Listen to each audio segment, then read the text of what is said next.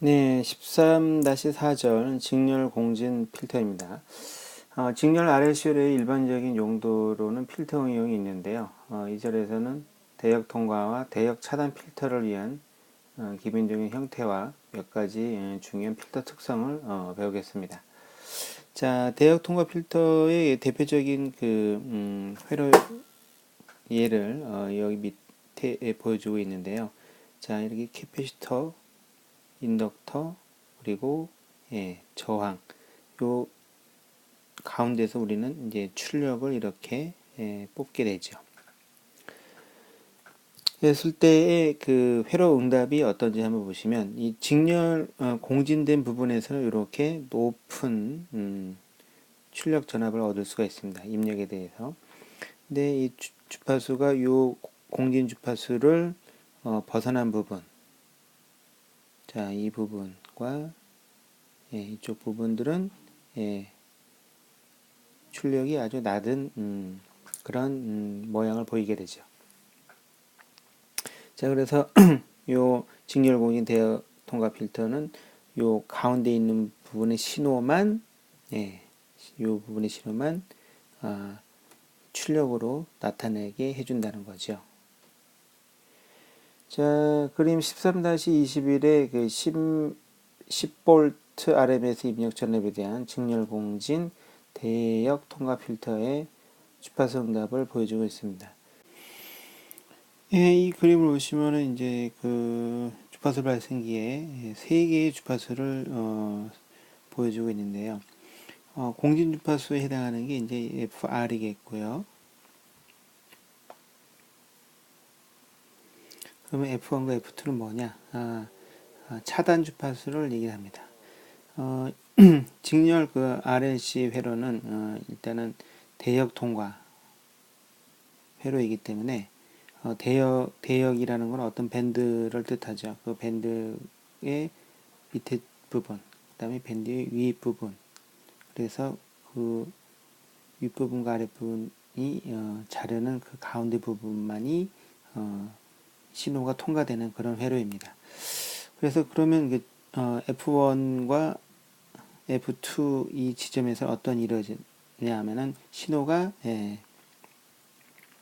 70.7%의 감쇄를 보이게 되죠. 자, 그래서 공진 주파수 주파수 발생기 A번 그림에 보시면 주파수 발생기를 F1 부분까지 이렇게 증가를 시켰더니 출력 전압은 7.7V까지 이제 증가를 했고요. 그 다음에 공진 주파수를 주파수 발생 공진 주파수까지 옮겼더니 이제 드디어 그 발생기의 출력 전압이 10V가 출력단에 나타났습니다. 다시 F2까지 증가를 시키니까 다시 7.7V로 줄어들었고요. 그 이상으로 증가를 시켰더니 이제 이 유도성 리액턴스가 굉장히 커지게 되겠죠. 그래서 출력 전압은 아주 많이 줄어드는 그런 현상을 보여주고 있습니다. 자, 직렬 공진 필터에서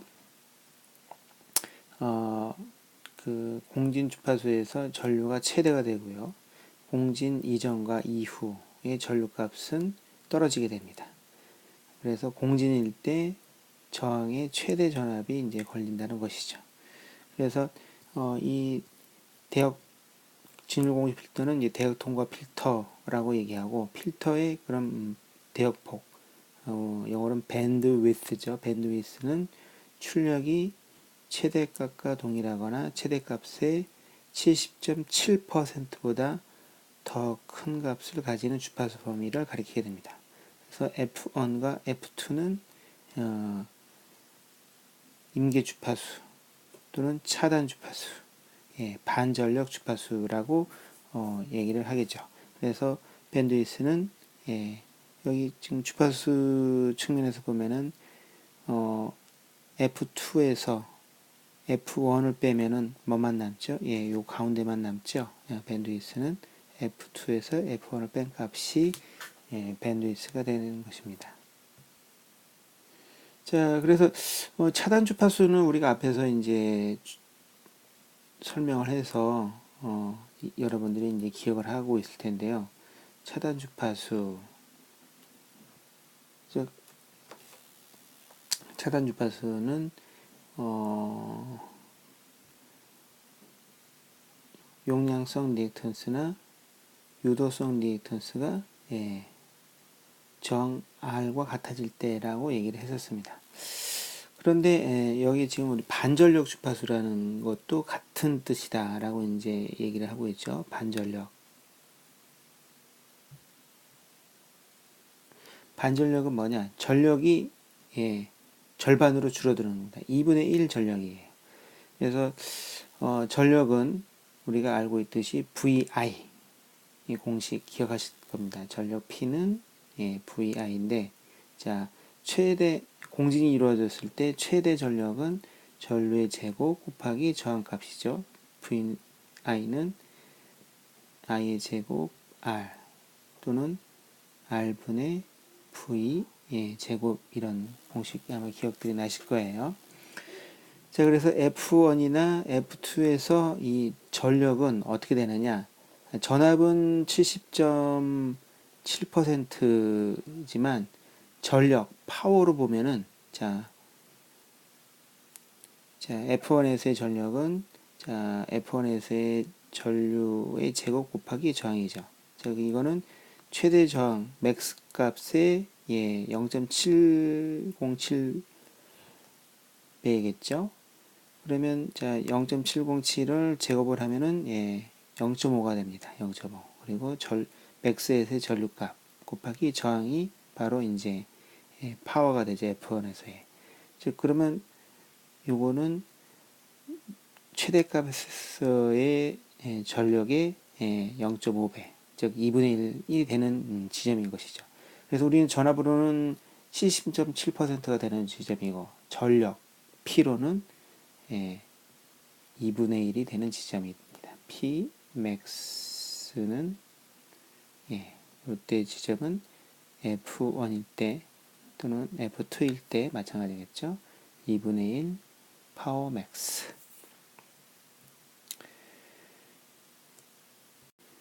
그리고 이제 상한과 하한 차단 주파수를 다른 표현으로 뭐라고 얘기하냐면은 마이너스 3dB 주파수라고 이제 하는데요.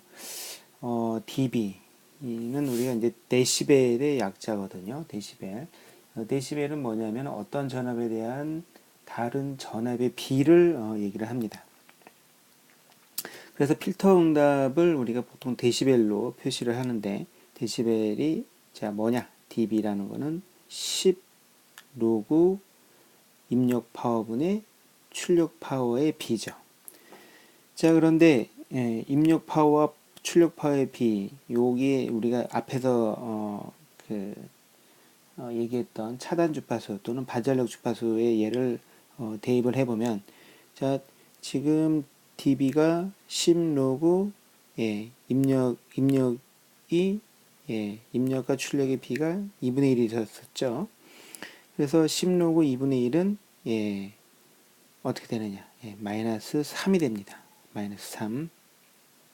이건 여러분들이 고등학교 때 배웠던 로그 함수를 기억을 하시면 될 거고요. 그래서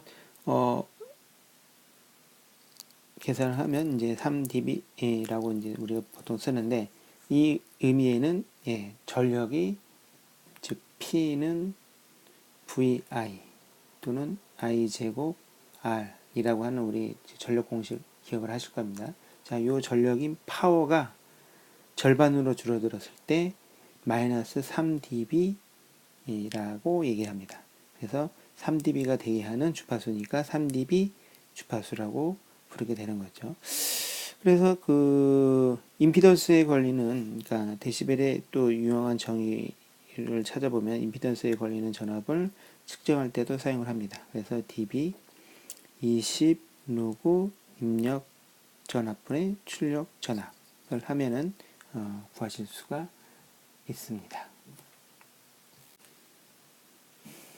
자, 이 그림은 이제 그림 13-23에 있는 대역 통과 필터의 일반적인 선택도 곡선인데요. 자, A번 그림은 actual, B번 그림은 ideal. 예, 실제와 그다음에 이상의 예인데요. 자, B번 그림부터 한번 보겠습니다. 이상적인 경우에는 패스밴드 F1 주파수 F1과 F2 사이에 신호들은 응답도 1, 100%다 통과를 시키고 그 외에 나머지 있는 부분들은 다 차단을 시키는 그런 이제 특성을 가져야 되는데 현실 세계에서는 그렇지가 않죠. 그래서 패스밴드 영역에 보면은 이렇게 이만큼의 차이가 있습니다. 그래서 패스밴드 부분에서는 완전히 1이 나오지 않고 0.707배가 나오죠. 그리고 F2에서도 마찬가지로요. 요만큼의 이제 우리가 이제 손실이 있는 거죠. 자, 그래서 선택도라는 게 뭐냐면은 그 공진회로의 기본적인 주파수성 대비 이제 마이너스 3dB 주파수라는 건데 여기는 이 점들이 다 3dB 주파수들입니다. 그래서 이 Q라는 것은 뭐냐면은 유효 전력분의 무효 전력의 비인데요. 유효 전력, 즉 전류의 제곱 곱하기 저항값, 그리고 무효 전력은 전류의 제곱 곱하기 유도성 리액턴스의 값이 되는 거죠. 자, 여기 우리가 그 인덕터의 그 선택도 Q 아마 기억이 나실 겁니다. 그래서 밴드위스는 이 Q 값분의 공진 주파수를 해주시면 밴드위스를 구하실 수가 있습니다. 자, 공진 주파수는 우리가 기억이 나실 겁니다. 2파이 루트 LC분의 1이었죠. 자, 요 공진 주파수를 알았는데 밴드위스가 어떻게 되느냐? 자, Q분의 공진 주파수예요. Q라는 건 뭐냐? 유효 전력분의 무효 전력을 하면 나오는 값. 자, 여기서 전류하고 전류 값들은 다 삭제가 되고, 즉 뭐만 남죠? R분의 유도성 리액턴스 값만 남게 되는 거죠. R분의 유도성 리액턴스의 값이 뭐냐? 바로 Q인데요. 이게 바로 선택도인데, 선택도로 공진 주파수를 나눠주면은 밴드위스를 구할 수가 있습니다. 그래서 문제가 어떤 그래프가 가장 높은 Q를 나타내는가 하고 이제 물어본 건데, 가장 높은 최고의 선택도 그래프는 어느 걸까요? 네, 바로 밴드위스 1. 이게 바로 최고의 선택도를 가지는 겁니다.